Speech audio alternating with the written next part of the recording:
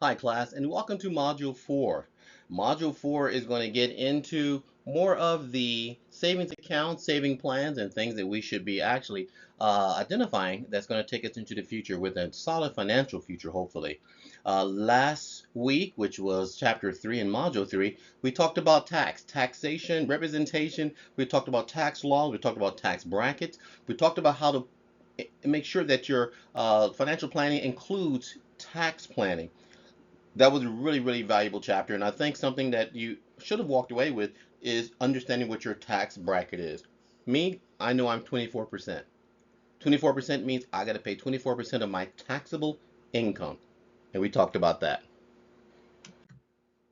So this week, let's talk about financial services, savings plans, and payment accounts.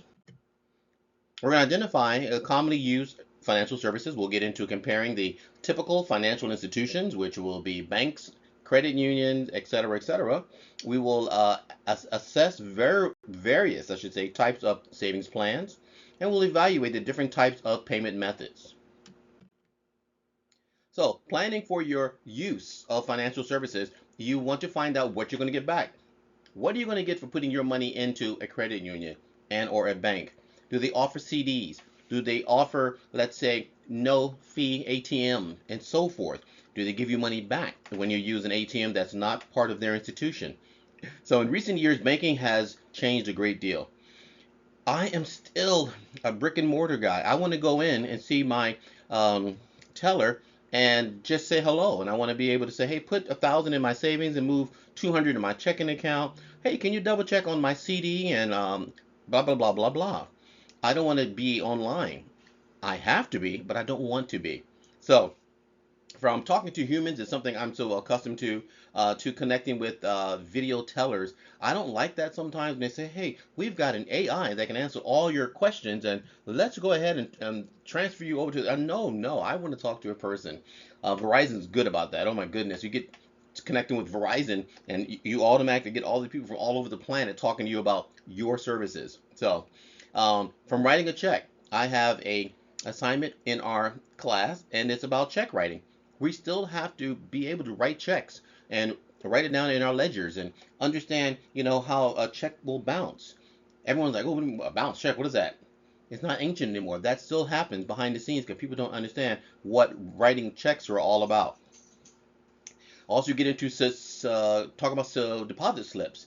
We don't use the slips anymore. Now we just take a picture of our checks on our phones and send it to the bank. I have not done that yet in my life.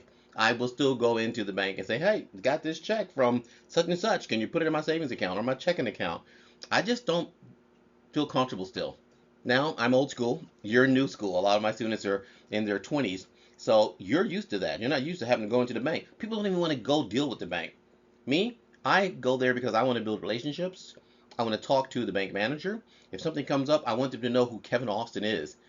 Professor KL. Oh yeah, let's help you with something, as opposed to burp burp burp. Push number 3. Beep bop bop. Push number 4. No, thank you.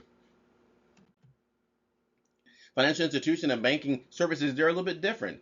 You have deposit institution, which are commercial banks, credit unions. Deposit means you're putting money in, taking it out. Savings and loans associations and mutual savings banks. Non-deposit institution, we know, are your life insurance, your insurance investments, your brokerage firms, credit cards companies, finance companies, and mortgage companies. Other financial services are your pawn shops. Woo! We don't even get into what pawn shops are all about. Check cashing outlets. Bad news. But there are other financial services available. Rent to own. When I was 16 years old, a lot of you won't believe this. I had my own apartment in Hampton, Virginia. I was the general manager of a Taco Bell, which meant I ran the entire restaurant. And I just felt I was ready to just take on the world. And I went to a renter center, rented my furniture. I didn't know anything about finance.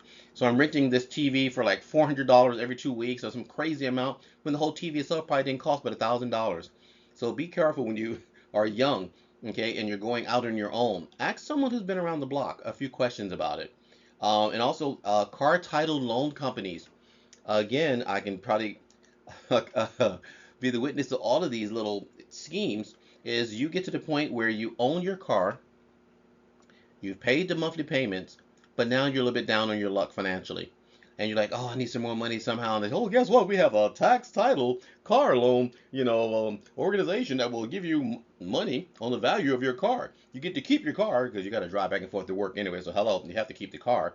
But what they're advocating is you give them a piece of your car.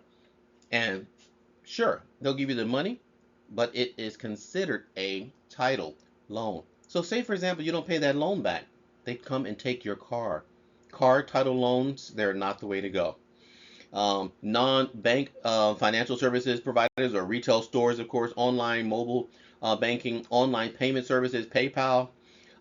So it's so many ways that you can actually move your money around and bank your money, and the services come with a lot of fees.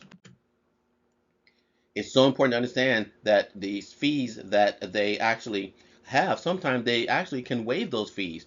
When I was late on a credit card here or there, I was never late ever. Something just happened, and I called them and said, hey, Mr. Austin, we will waive the late fee just this one time.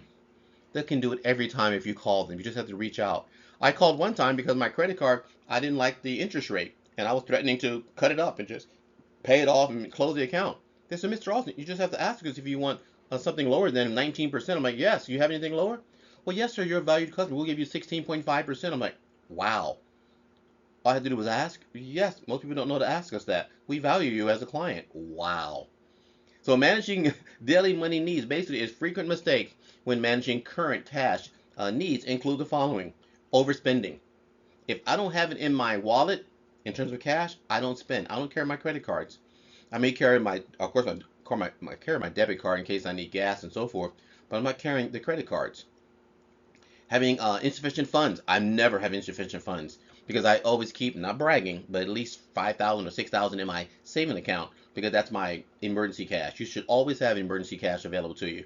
I have two children. They're adults now, 26 and 27, but something may come up. My daughter needed some tires for her car. As a dad, I wanted to be able to provide. My son needed a new cell phone. I wanted to be able to provide. Some of the other money needs is using savings or borrowing to pay for current expenses. I haven't done that in years. And you should not be doing that because you're going to always dig a deeper and deeper hole for yourself when you borrow from Joe to pay Paul and Paul to pay yourself. And also failing to place funds not needed for current expenses in a savings account or investment plan. We need to figure out the amount of money we need on hand. The rest should be invested. The rest should be in a money market account. The rest should be in a CD. Your money should not be sitting in a savings account and drawing 0.220000.2 something interest. Savings accounts yield no interest. Checking accounts provide zero interest. So understand, you're like, oh, I have my money in a checking account, a savings account, but it's not earning any money. Your money's not growing. So that's when you realize I need to think this through.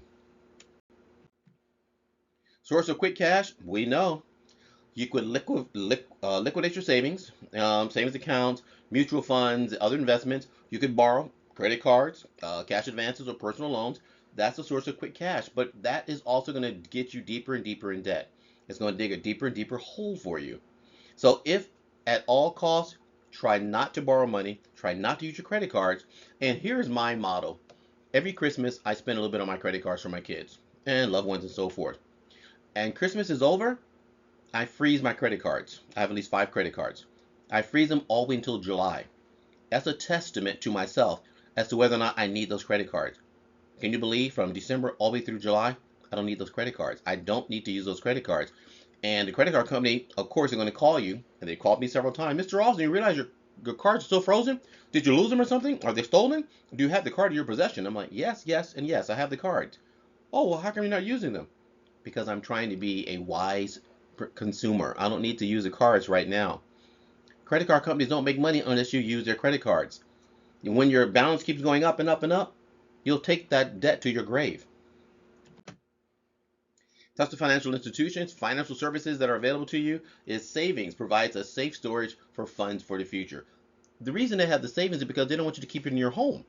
Someone could rob you, the house could burn down, and the money, don't forget inflation. That dollar you have under your mattress and under your pillowcase, that becomes 99 cents or 75 cents. Your money doesn't grow under your pillow. Your money grows through investments. Payment services allow you to transfer money. When I went into escrow, I had to transfer wire money into escrow, and it cost me $75 just to wire 4,000, almost $5,000 into escrow. So those services, they're not cheap, and they're not free, and they can't waive those fees. I'm thinking, why can't I just take the money, because it was a San Diego escrow company? Can I just take it over to you and give you a check? No, you have to wire the money. But when I came out of escrow and decided not to buy the house, did they wire it back to my account? No, they sent me a check 2 weeks later. So think about the financial services that you're utilizing and how much they benefit you or they don't benefit you. To simplify financial services, many financial businesses offer consolidated accounts. They always say, put your money in one area, we'll give you a discount.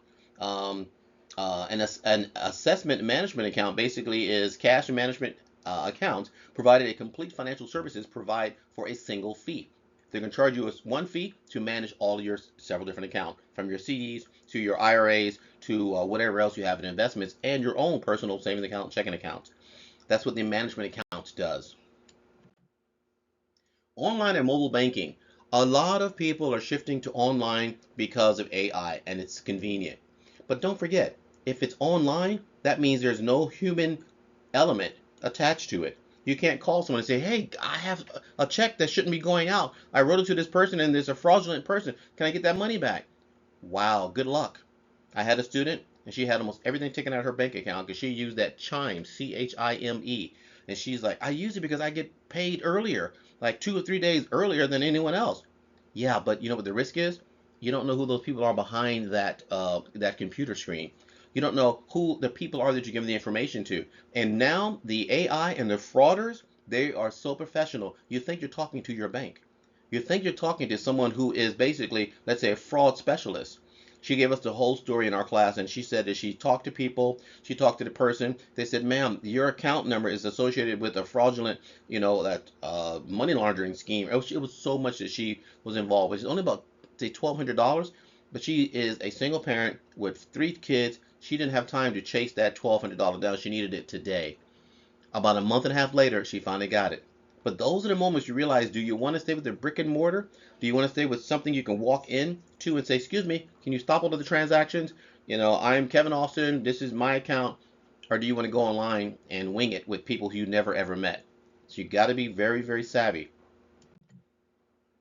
Mobile banking services are very convenient. You can make payments. Now, I do make payments online, but they're a secure payment. They come from my account to the actual creditor. I also transfer money from my account to my kid's account or to my relative's account, and I feel comfortable with that. So as long as you feel comfortable, you feel that your money is safeguarded, you can use the mobile services, but you have to make sure you don't send it to random people. Don't do anything on Instagram or Facebook or some of those, let's say, marketplaces, because a lot of times there's scammers behind the scenes.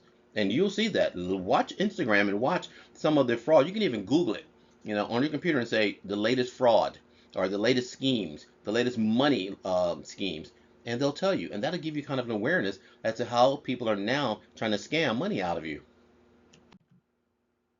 Prepaid debit cards, those are convenient. They become very popular for payments. Prepaid debit cards means you maybe have a problem with your credit. You don't have a credit card, but a prepaid debit card allows you to use it as a credit card. It's issued by many financial institutions. Loading and adding funds is very convenient. So that's one way around having to use a credit card. And most hotels now, most major chains, they do not want you to use the debit card when you check into the hotel. Your card must be a credit card. Super, super important to understand that, because in the past, a debit card was fine. It was used as a credit card. Not anymore. Financial services and economic conditions. So several factors influence financial services, such as changing interest rates, we know that, rising consumer prices, and other economic factors. And so when the interest rates go up, there's an inverse effect that happens. It means that the when interest rates are falling, let me just read it here. For use long-term loans to take advantage of current low interest rates. Use short-term loans to take advantage of low interest rate when you finance your loans. So in other words, you have to take advantage of when the interest rates are high and when interest rates are low. But you have to understand when they are both. So with that said, folks, that's a little bit of an overview of financial services, savings accounts, and things that you need to really think about when you are planning your financial futures. Because from time to time, you're going to find that you're going in the wrong direction with your finances. And the last thing you want to do is in your 70s work at one of these department stores, or let's say Walmart, and you're one of the greeters in your 70s. Folks, let's move on to chapter 5. That was chapter 4 in a nutshell. Another mini lecture by Professor KL.